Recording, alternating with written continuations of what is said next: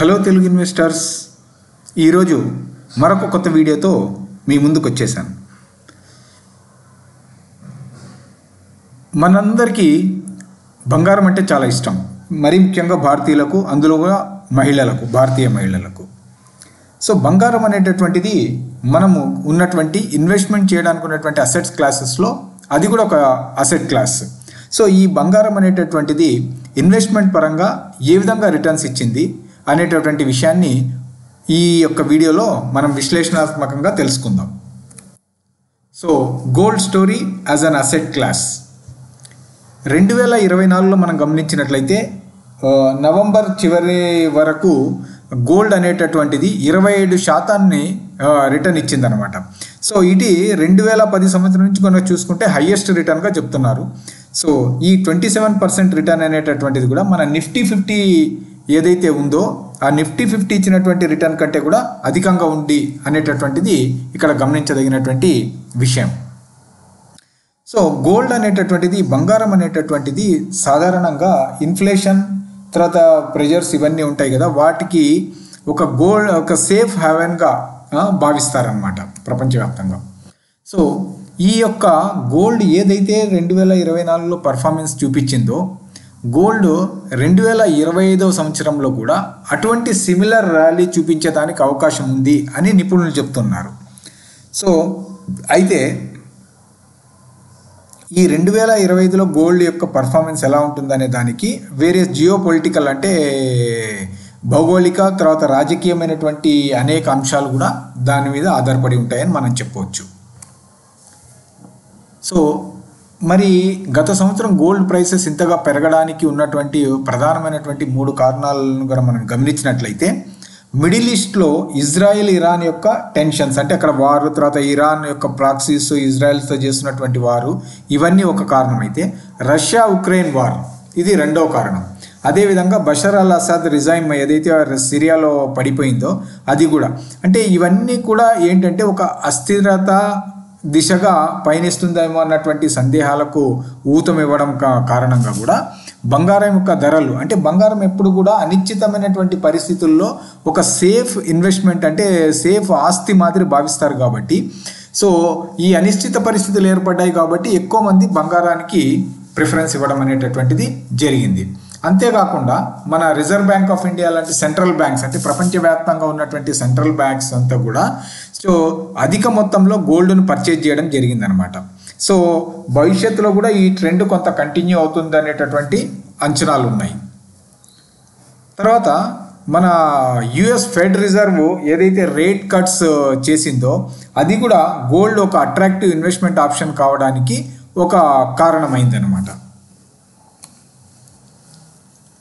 So చాలామంది పెద్ద పెద్ద ఇన్వెస్టర్స్ కూడా భౌగోళిక రాజకీయ పరిస్థితుల కారణంగా, ఇన్ఫ్లేషన్ అంటే ద్రవ్యోల్బణ పరిస్థితుల కారణంగా కూడా భవిష్యత్తులో ఎలా ఉంటుందో అన్నటువంటి దీనితో వాళ్ళు ఏం చేశారంటే ఈ ఇన్ఫ్లేషన్కు హెడ్జ్గా, అంటే ఒకవేళ ఇన్ఫ్లేషన్ పెరుగుతూ పోతే వచ్చేటటువంటి పరిస్థితులను ఎదుర్కోవడానికి సో వాళ్ళు గోల్డ్ను కూడా ఒక అసెట్ క్లాస్గా ఒక మేజర్గా భావించి వాళ్ళు పర్చేజ్ చేయడం అనేటటువంటిది జరిగింది.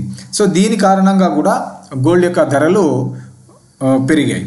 సో భవిష్యత్తులో మనం చూసినట్లయితే ఇప్పుడు కొత్తగా వచ్చినటువంటి ప్రెసిడెంట్ ఎలెక్ట్ ట్రంప్ అడ్మినిస్ట్రేషన్ భవిష్యత్తులో అమెరికన్ ఇంపోర్ట్స్ మీద ట్యాక్సెస్ పెంచొచ్చు అనేటటువంటి సూచనలు ఇస్తున్నారు కదా. అటువంటి ట్యాక్సెస్ పెంచినట్లయితే కానీ, ఇంపోర్ట్ ట్యాక్సెస్ పెంచినట్లయితే కూడా అది ఇన్ఫ్లేషనరీ ప్రెజర్స్ను పెంచుతుంది అనేటటువంటి ఉద్దేశంతో కూడా ఈ యొక్క గోల్డ్ ప్రైసెస్ పెరగడం, గోల్డ్ను అక్వైర్ చేసి పెట్టుకోవడం అనేవి కూడా జరుగుతూ ఉన్నాయి. భవిష్యత్తులో అంటే మనము ఇన్ని కారణాలు ఉన్నప్పటికీ కూడా మనము 2025కు చూసినట్లయితే మాత్రము ఈ బిలియన్ యొక్క ఫోర్కాస్ట్, అంటే గోల్డ్ యొక్క ఫోర్కాస్ట్ అనేటటువంటివి, భవిష్యత్ అంచనాలు అనేటటువంటివి మాత్రం చాలా బుల్లిష్గా ఉన్నాయి. అంటే బంగారం ధరలు పెరగవచ్చు అనేటటువంటి అంచనాలనే చాలామంది నిపుణులు తెలియజేస్తున్నారు. యూబీఎస్ సంస్థ అయితే కనుక $2,900 ఒక ఓజ్కి వెళ్తుంది అనేటటువంటిది, city, Goldman socks, JP Morgan లాంటి సంస్థలు దాదాపు $3,000 ఓజ్కి వెళ్ళేటటువంటి అవకాశం ఉంది అనేటటువంటి అంచనాలను తెలియజేస్తున్నాయి. ఇప్పుడు గోల్డ్ మార్కెట్స్ పరంగా మనం చూసుకున్నట్లయితే ప్రపంచంలో చైనా అండ్ ఇండియా అనేటటువంటివి బంగారానికి లార్జెస్ట్ మార్కెట్స్. సో ఇండియా అనేటటువంటిది డెఫినెట్గా లార్జెస్ట్ మార్కెట్ అనేది మనందరం చూస్తున్నటువంటి విషయమే. సో కాబట్టి వరల్డ్ గోల్డ్ కౌన్సిల్ యొక్క రిపోర్ట్ ప్రకారం కూడా భారతదేశం అనేటటువంటిది ఈ బంగారు ధరలు పెరుగుతాయి అనేటటువంటి దానికి సానుకూలమైనటువంటి వాతావరణంలో ఉంది అనేటటువంటి అంశాన్ని తెలియజేస్తుంది అన్నమాట. సో ఇప్పుడు మనం చూసినట్లయితే ఈ థర్డ్ క్వార్టర్ 2024 థర్డ్ క్వార్టర్లో మనము చూసినట్లయితే కనుక గోల్డ్ యొక్క డిమాండ్ అనేటటువంటిది మొట్టమొదటిసారిగా $100 బిలియన్ దాటింది ఫస్ట్ టైం. సో ఇవన్నీ కూడా మొత్తంగా ఓవరాల్గా చూసుకున్నట్లయితే కనుక ఇన్వెస్ట్మెంట్స్ అసెట్స్లో 2024లో గోల్డ్ అనేటటువంటిది ఒక చక్కటి రిటర్న్ ఇచ్చింది అనేది మాత్రం మనము చెప్పవచ్చు. సో ఈ గోల్డ్ 2009 నుంచి కూడా గ్లోబల్ సెంట్రల్ బ్యాంక్స్ ఏవైతే ఉన్నాయో అవి నెట్ బయర్స్గా ఉంటున్నాయి. అంటే గత 15 సంవత్సరాలుగా గోల్డ్ను బాగా అక్వైర్ చేస్తూ ఉన్నాయన్నమాట. సో అయితే ఇప్పటి వరకు మనము 2025లో కూడా అనేక మంది నిపుణులు గోల్డ్ ధరలు పెరగొచ్చు అని చెప్తున్నారు అనేటటువంటి అంశాన్ని ఇప్పుడే తెలుసుకున్నాం కదా. అయితే దీనికి కొన్ని అసోసియేటెడ్ రిస్క్స్ ఏమున్నాయో తెలుసుకుందాం. ఇప్పుడు ఒకవేళ సెంట్రల్ బ్యాంక్స్ కనుక గోల్డ్ను కొనడం తగ్గించినట్లయితే అది బంగారం యొక్క ధరల మీద ప్రభావం చూపి బంగారు ధరలు అంతగా పెరగకపోవడానికి కూడా ఒక అవకాశం ఉంటుంది. ఇది ఒక రిస్క్. తర్వాత ఈ జియో పొలిటికల్ టెన్షన్స్ అంటే భౌగోళిక రాజకీయపరమైన టెన్షన్స్లో కూడా ఏదైనా కొద్దిగా స్థిరత్వం అనేది ఏర్పడినట్లయితే కూడా కొంత ధరలపైన ప్రభావం చూపించేటటువంటి అవకాశం ఉంది. అదేవిధంగా ఇన్ఫ్లేషన్ పెరగకుండా కూడా తగ్గినట్లయితే అంటే లోయర్ ఇన్ఫ్లేషన్ యొక్క రేటు పెరిగేటటువంటి రేటు తగ్గినా కానీ ఇది బంగారం యొక్క ధరల మీద కూడా ప్రభావం చూపేటటువంటి అవకాశం ఉంది. తర్వాత ట్రంప్ అడ్మినిస్ట్రేషన్ పాలసీ చేంజెస్ కూడా చూసినట్లయితే కూడా దాని కారణంగా దాని యొక్క ప్రభావం కూడా ఈ యొక్క బంగారం ధరల మీద పడేటటువంటి అవకాశం ఉంది.